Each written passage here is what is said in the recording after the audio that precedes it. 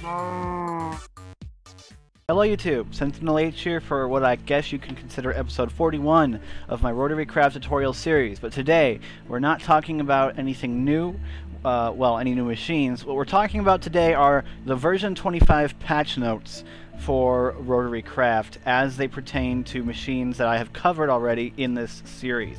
So this is not an exhaustive list of everything that has happened in these patch notes. There are quite a few additional things that were done, but I'm only covering the changes that affect what I've already talked about so far in the series, because I don't want anyone to be super confused if somebody looks at one of my videos and says, hey, it doesn't work this way anymore. At least I've got this video on my channel letting them know, hey, that stuff has changed. So we're going to go through this in whatever order I have it here in front of me. So yeah, let's get started because there's lots of stuff to talk about. The first thing is that Hydrokinetic Engines can now have lubricant bucketed out of them. I forgot to grab an empty bucket. I tried to prepare as best I could for this, but there's a lot of stuff, and so I was expecting me to forget. But if I put some lubricant in this Hydrokinetic Engine, oh yeah, I have to put some more in there because there's not enough. Then I can use an empty bucket to take some of it out. And if I take a reservoir and I place it right up against the engine, the reservoir will suck all of the lubricant out of it. So an easy way now to drain your hydrokinetic engines of lubricant if that's something that you want to do. We'll also cover this now. If you'll notice how quickly the hydrokinetic engine is going through the lubricant, it used to be much slower. The hydrokinetic engine now uses up lubricant 4 times faster than it did before. And this might upset some people, but honestly, the hydrokinetic engine used very little lubricant for what is essentially a massive rotating hunk of steel. I figured it, so this I think is more balanced. It uses up more lube because previously you could take a grinder on its lowest setting with its minimum power, and you could technically run a hydrokinetic engine forever. So yeah, that's the hydrokinetic engine changes. Lubricant can be bucketed out, and it will eject to a reservoir, and it consumes lubricant 4 times faster. Okay, so steam engines. A small change to steam engines. You'll notice there's no longer a slot for a water bucket. You can now just add water to the steam engine if you want to do it with a bucket by right-clicking on it with a bucket in your hand.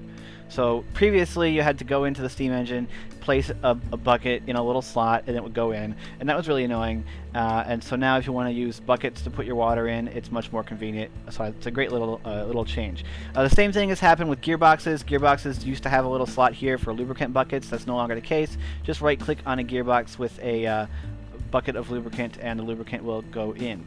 Another alteration that has occurred to gearboxes, the CVT units, and the high ratio gears, and I need to switch myself into survival for this, is that when you break them, see there's 9,000 millibuckets of lubricant in this gearbox. If I break it, it still has the 9,000 millibuckets of lubricant in it, and I can place it back down, and there's the 9,000 millibuckets of lubricant there, and now it's updated. So it appears that when you first place it down, the lubricant might not render inside, but once you right-click it, the lubricant is there. So that's awesome. I really I can't tell you how much I love this, because this is great.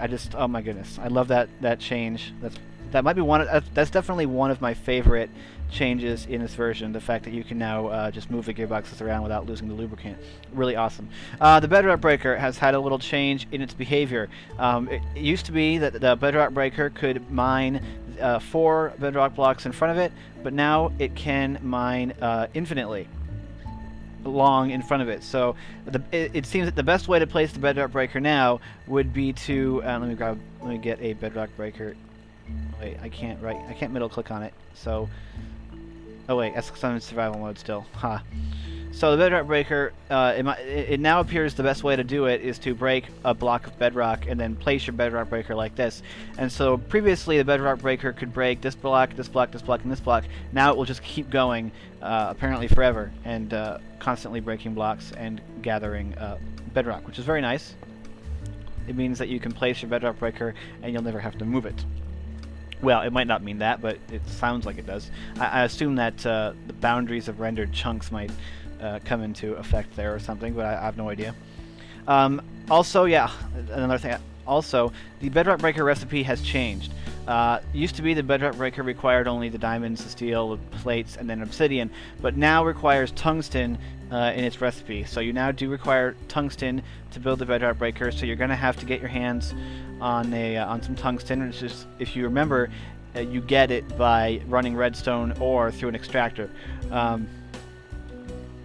So you can now get tungsten. You now need tungsten, excuse me, for the Bedrock Breaker. So that's the Bedrock Breaker changes. The clutch. If you'll notice, this clutch has been placed vertically. That's a new change. The clutches can now be placed vertically. It's got a little different model here. It's got little braces holding it up. That's pretty awesome. I like that. Now I'm just waiting for shaft junctions to be able to be placed vertically, and I would be incredibly happy. So we'll see. We might not get that, but I would like it if shaft junctions could be placed vertically. Okay, so next thing. One change is that Thaumcraft aspects have been added to all the machines. So that's cool. A little bit of more interaction with Thaumcraft there. The machines now having aspects. Bedrock armor. I've got some Bedrock armor pieces on me right now, but the way that Bedrock armor works now is that if you're wearing Bedrock armor, it makes it so that you can never take more than 2.5 hearts of damage per hit unless you're being dealt more than 1,000 damage. So that's pretty cool. So that's that, yeah. So solar mirrors. This is a big thing. Solar mirrors. This is actually quite a big change to the solar tower, because solar mirrors now require blast glass panes. Previously, you just used the regular glass here for the mirror, and then that was it.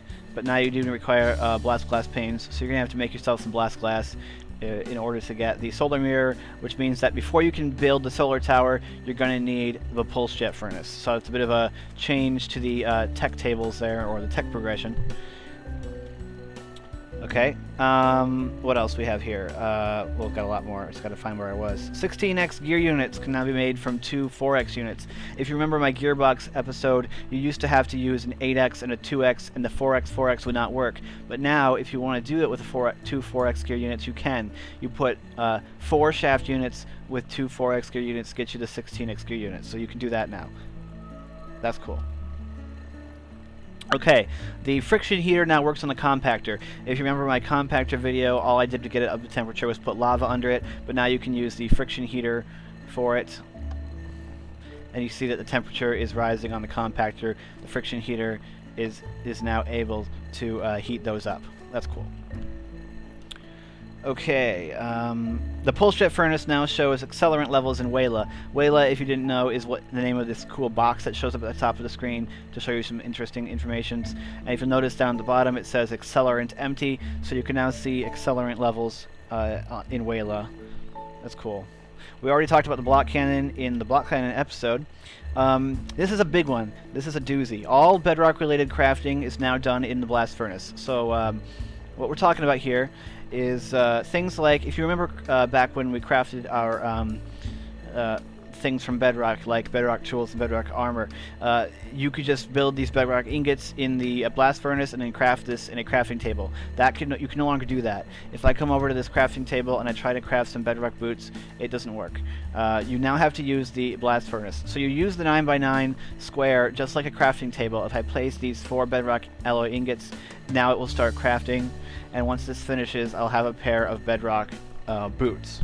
So yeah, that affects quite a few things. If I go in here and I just hit U on the bedrock alloy ingot, we should be able to get us to, here's all the blast furnace recipes. So you have to use the blast furnace to craft tools out of bedrock. and then of course the various armor things. These don't have textures yet in the texture pack I'm using. The boots there, the helmet, the chest plate, yeah. So, and this converter thing, tier 5 upgrade, requires the blast furnace. And you'll notice that they each have their own temperature requirements. The tools and stuff only requiring 1000 C, but these boots and requiring, the armor is requiring 1200 C, and then this converter tier 5 upgrade requiring 1800 C, so quite a high temperature. And to go along with that, and here's my boots that were created there, to go along with that, the blast furnace's maximum temperature has been increased to 2000, so that's pretty cool. So yeah, the blast furnace now a crafting bench as well, and there's also been an alteration to the blast furnace and the way it works for automating recipes, because you may want to automate recipes that you put into the blast furnace. And so the way that that works is that you can pipe items into the blast furnace, and if you already have a pattern set up in the squares, then it will allow pipes to add items into those slots. That allows you to automate a multitude of different recipes in the blast furnace, so that's pretty cool. Alright, so we got that. Belts. This is something cool about that's been added to belts. I think this is pretty neat. So if you remember belts, they allow us to transmit power by connecting a belt hub to another belt hub by using these belt items. But now something new has been added. I can now connect this same belt hub to another belt hub. So if you notice that my input belt hub is now connected to 2 output belt hubs, and if I give this some lubricant so it starts running, you'll notice we are currently getting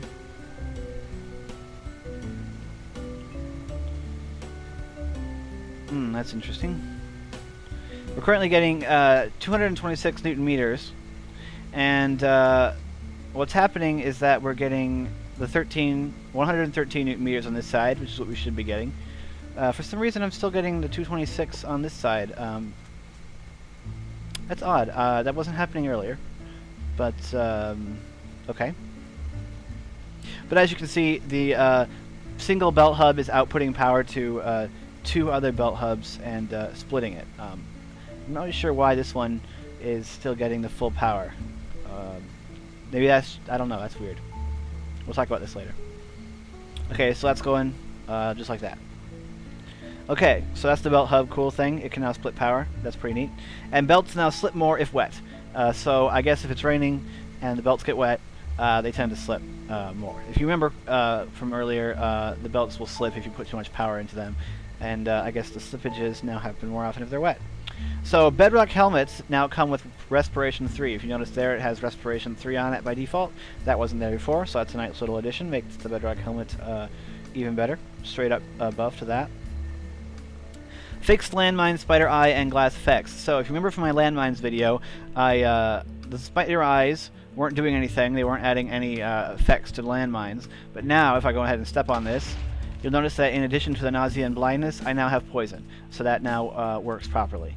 The poison, let me get some milk. I can't drink it, but I'm pretty sure if I place it on the ground and step in it, it has the same effect. Yeah, there we go. Okay, so there you go. So as you can see, I got poison from that, and then glass. In this landmine, I got some glass, and so now if I go ahead and I spawn some things near this landmine, and then it triggers, everything took damage because glass is adding splash damage. Hi, pigs. Maybe stand in my milk here. Oh, it doesn't work. It just ended earlier. So, all right. So that doesn't work. But we'll be unnauseated in a second. But as you can see there, the landmine damaging all these pigs. I think that was a suggestion that Reika got from my my video there. That was pretty cool. Reika is my favorite mod author. Alright, so landmines, those work now. The rock melter. The rock melter has had some changes. As you can see from the top here, the rock melter now has a temperature. So the rock melter responds to the temperature in the environment. It didn't used to, now it does. And there's a temperature requirement for the different recipes that it can have in it. I guess that was a fixed. I guess there was an exploit between the rock melter and the thermal expansion, but that doesn't happen anymore because of this. I was never aware of that anyway. So okay, pigs, you leave me alone. All right, so some raw melter recipes taking more energy than others. Unfortunately, I have no idea how much energy because it doesn't say it in any of the handbook thingies here, so I don't know. But that's what it says. Some of them take more energy. But if you whack this with the angular transducer, it tells me that it only requires 1 watt, which I don't know if that's right or not. No, actually I want to keep that. It might come in useful later. Okay, another thing that's been added to the rock melter is that the rock melter can take the Magic Crop's experience essence and melt it into Mine Factory Reloaded mob essence. So that's pretty cool. You can convert them over using the rock melter. Alright, the pulse jet furnace can be used to craft Enderium ingots, which I'm pretty sure is from thermal expansion.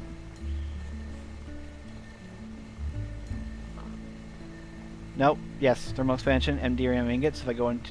Oh, come on. Give me one. I haven't covered thermal expansion, but I have covered the jet, pulse jet, so... Injection smelter, pulse jet furnace there. So Enderium blend and the Enderium in the pulse jet furnace will get you Enderium ingots. So that's that'll be cool for... Where did he die? Oh, the stupid pig, I think, walked into the Hydrokinetic Engine and killed itself. So yeah, you can use the pulse jet furnace to craft Enderium ingots. That's pretty cool if you like thermal expansion.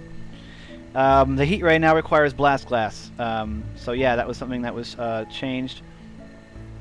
If I remember correctly, I think that was a suggestion that I had made. The lens, if you remember my heat ray video, used to require regular glass in this recipe. Now it requires blast glass in this recipe. As well as the heat ray barrel requires blast glass as well as a tungsten ingot. And correct me if I'm wrong, but I don't think it required tungsten before. But now it does, if it didn't. But it requires blast glass, so you'll need blast glass to get the heat ray, which I think makes perfect sense anyway because it's such a high tier thing. You'll probably have a pulse jet by the time you get the heat ray anyway. Okay, so where am I on this list here? I've got quite a big list. Heat ray. Spring boots now have step assist. I'm wearing the spring boots. I've been wearing them this entire time, and step assist means I can now walk up 1 block gap heights inclines without jumping. A bit of a issue if you get it at just the right angle. Apparently, if you notice what happened there. Can't seem to replicate it, but I guess I must have hit it at just the right angle and it didn't want to work. But yeah, you can walk up and down. You can walk up 1 block. Oh, what am I stuck on? I'm stuck on something. I have no idea what. I guess there's something there. I don't know. I was messing around with portals earlier. So yeah, the step assist on the spring boots means that the spring boots are very, very similar now to the Thaumcraft Boots of the Traveler, which I believe have the exact same properties of making you jump higher, run faster, and walk up 1 block incline. So that's really cool. Railgun ammo is cheaper. Yes, railgun ammo is significantly cheaper. This is a change that Rakus said was coming. If you remember correctly, back from my railgun episode, when you crafted these recipes, you only got 1 output. You now get 8, which is awesome because that was really expensive. Now every single railgun recipe gives you 8. Now for some reason when I get down to the iron here, if I by using the NEI to hit R, there's sort of a weird feedback loop where I can't get down into the stones and the woods, but rest assured that they are there and they do give you 8 for each recipe. Except for the original recipe. If I go into railgun ammo, the 1 kilogram railgun ammo still crafts from HSLA steel ingots, and you still only get 3. But all the other ones, except for, I think there's another one that you can craft, I think it's the 128, that you can actually craft from, I think it's the 128, yeah, that you can craft from depleted uranium, that only gives you 3. But all the other ones do give you 8. So that makes that about, well, 8 times cheaper. Gasoline engines no longer run on MFR and forestry biofuel. So I've never done it, but apparently you used to be able to just stick the biofuels from those mods straight into the gasoline engine. You can no longer do that, but there is a machine in RotaryCraft that you can use now to, and it's the liquid distillery, can turn their biofuels into RotaryCraft ethanol. I haven't covered that yet in the series. We're going to cover that pretty soon here because we're all talking about these mod interaction machines. So that will come pretty soon. Don't worry about that. And the liquid distillery won't require you to install Buildcraft. It used to, but it doesn't anymore. The fixed performance engine handbook entry. So if I go into the handbook, and earlier I tried to place the handbook on a Mistcraft book stand. I was kind of sad that it didn't work, but of course I didn't expect it to work. Where am I? Performance engine handbook entry and sonic weapon handbook entry have been, quote, fixed, or at least updated, you know. I'm not sure what changed on the performance engine book entry, but I do know that the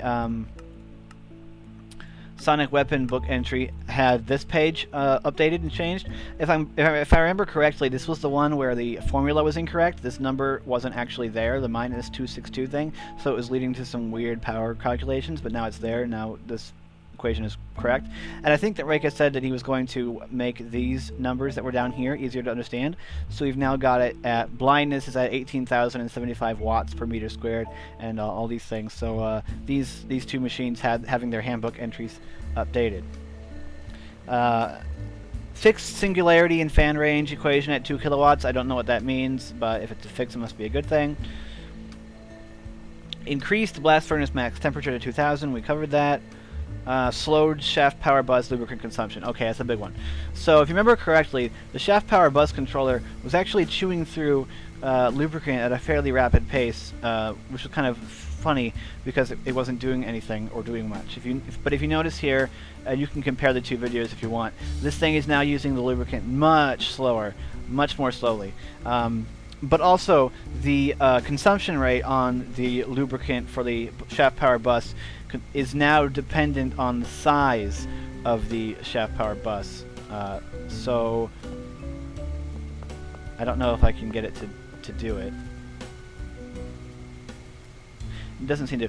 But it says that, I don't know if that means the number of these blocks or the number of things coming off of it, but it says that it's now a factor of size, which I imagine means that as this bus gets bigger and bigger, it will require more lubricant, which is cool. I think that's a good mechanic for it. It makes sense. The grinder produces 3 times meat production when used to grind animals. So the grinder is, and these pigs made it way over here. The grinder is now a slaughterhouse. Very effective one as well. I placed the pig here and let it get ground down by the grinder. It now has given me 8 pork chops instead of the usual 1 or 2. So quite awesome. So you can now if you use the grinder to slaughter your animals, you're going to get 3 times more meat. That's pretty awesome. I like that. You'll notice I was experimenting with something to do with portals over there, but it wasn't working, and I haven't been able to get it to work, so I'm not going to talk about it. We talked about the hydrokinetic lubricant consumption being increased by 4. Flywheel minimum torques. Okay, so if you remember back to my flywheel video, what happened with the flywheels was that you can see here it says required torque on this is 1024. What was happening in my flywheel video is that it wasn't working. Is that the flywheels were, you had to tick it up by 1 to 1025 and then it started turning. That's been fixed. So here I have a industrial coil outputting at 1024 Newton meters. If I turn it on, the gold flywheel starts turning. So that's perfectly fine now. And I think this is going to turn forever, so I'm just going to break it because it's not connected to anything. So flywheels, the minimum torques have now been fixed. So the handbooks now accurately reflect the in-game behavior. Alright, so, okay, Redstone now deactivates bright lamps. So, I never actually showed anything like this in the bright lamp video, but here we have a bright lamp, and if I hit the lever on it, it turns the bright lamp on and off. So redstone can be used to control bright lamps. And I imagine if the bright lamp is off, it will stop consuming power out of the springs. So that's pretty cool, being able to do that. Performance Engine now displays additives in Wayla. So if I point at the Performance Engine, you can see here that the Wayla box shows 64 millibuckets of additives are inside this Performance Engine because I placed a stack of redstone dust in there. So it didn't used to do that, now it does. That's awesome. Okay, so the induction smelter can only make bedrock ingots. That's a machine from Thermal Expansion. I never talked about it because this isn't the Thermal Expansion tutorial series, but it can no longer make bedrock ingots, so you're going to need to use the the blast furnace, I believe, to make the bedrock ingots. Let me go ahead and grab a bedrock ingot, and we can press R on it. Yeah, see, the blast furnace is now the only way that you can craft the bedrock ingots. Yeah, we talked about the blast furnace item automation. Okay, so the bedrock sword. I didn't mention this. I didn't forget. I didn't know because I didn't test it out enough. I didn't know when I made the video about the bedrock tools. But whenever you hit an opponent or a monster or something with the bedrock sword, if that thing is wearing armor, so if you're hitting a player wearing armor, or if you're hitting a mob wearing armor, if you've got random mobs on, that's cool. The bedrock sword will shred the armor. It will deal hefty damage to the armor, and it will break the armor pieces very quite quickly, actually. But it no longer does that against bedrock armor. Yeah, so it no longer damages bedrock armor. So that's a new change to the bedrock sword. There are a couple of other things I didn't mention, like the fact that you can't enchant the bedrock axe with Silk Touch, and that the bedrock axe has now had its algorithm changed. And it says that it's now crash-proof, which is cool. And there's a whole bunch of other stuff that was changed in version 25, but I'm not going to go through it all. Those were the big changes, I think, to the machines that I've already covered. I may have missed one or two. There's a lot of patch notes. I had to read through all of them. I will, of course, have a link in the description to the full patch notes. You should definitely read them. I highly recommend reading them so that you can be up to date on everything that is different in RotaryCraft, ReactorCraft, and all the other mods. So yeah, hope you've enjoyed the video, and we'll get back, now that this is finished, we'll be getting back to our regular RotaryCraft tutorials very soon, and we'll be talking about the mod interaction machines. Great. So yeah, hope you enjoyed this. I'm SentinalH, and I'm signing out.